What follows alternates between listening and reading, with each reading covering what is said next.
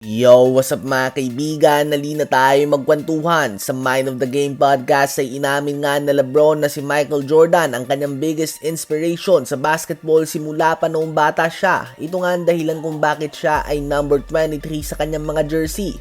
Bagamat madalas silang ipagtapat ng mga fans sa usapan ng greatest of all time, ang dalawang GOAT na ito sa mata ng madami ay mataas ang respeto sa isa't isa.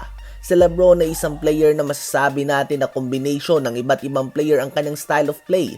Pinaghalong Michael Jordan at Magic Johnson nga siya sa loob ng court. Di siya flashy kung gumawa ng puntos. Hindi nga siya yung ganung gadami ang galaw tulad ng isang Kyrie Irving o Stephen Curry. Subalit mahigit 20 years na nga siya nag-average ng 25 points per game at may 50,000 and counting total career points na nga siya.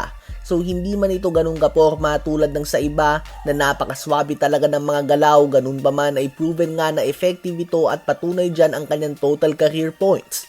Si LeBron na isa lamang sa milyon na umidolo kay Michael Jordan at ngayon ay sinasabi ng madami bilang rival niya ito sa usapan ng GOAT. Well, tiyak nga na balang araw ay may isang bata din na si LeBron ang idolo na makakapasok sa usapan ng greatest of all time at kung paano itrato ng Jordan fans si LeBron ngayon ay malamang ang bata na ito ay makakatanggap din ng same treatment mula sa LeBron fans. Likas na ugali na nga ito ng mga fans na kapag kinumpara ang isang manlalaro sa kanilang idolo ay hindi ito maganda ang pagkaka-receive mga kaibigan at hindi maganda ang pagkumpara. Ganun pa man ay nasa competitive sport nga tayo, competitive sport ang basketball at kung ayaw mo nga na may kumpara ay maglaro ka na mag-isa.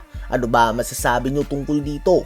Ngayon ay tumungo naman tayo sa Dallas Mavericks matapos na magtala ng 31 points sa kanyang second Summer League game ay inanunsyo na ng Mavs na hindi na nila papalaruin pa si Cooper Flag sa kanilang mga susunod na games. Shutdown na nga ito mga kaibigan. Natatakot nga ang Mavs na magtamo pa ito ng injury sa mga games na wala namang bila o importansya.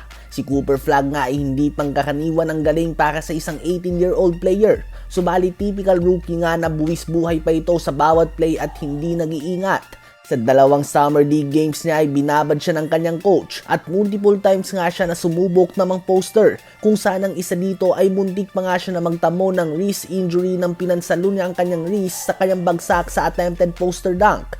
Last season nga ay may championship caliber roster ng Dallas Mavericks, subalit nagtamo ng ACL injury si Kyrie Irving. Labas-pasok din sa lineup sila Daniel Gafford at Tariq Lively at ganun din si Anthony Davis at ng iba pang player ng Mavs. Kaya naman ayaw nga nilang simula ng season na ito sa isa na namang injuries sa kanilang mga key players moving forward. Kaya naman nang makita lang nga nila ito na muntik nang magtamo ng injury ay agad na nila itong shinut down for the whole Summer League. Kung sa 2 games niya sa Summer League ay gumawa siya ng mahigit 40 combined shot attempts, asahan na very different role nga ang lalaruin niya sa umpisa ng 2025-2026 NBA season. Sa palagay nyo ba ay tama ang desisyon ng Mavs na ipagpahinga na lamang ang number 1 pick sa mga susunod na Summer League games nila?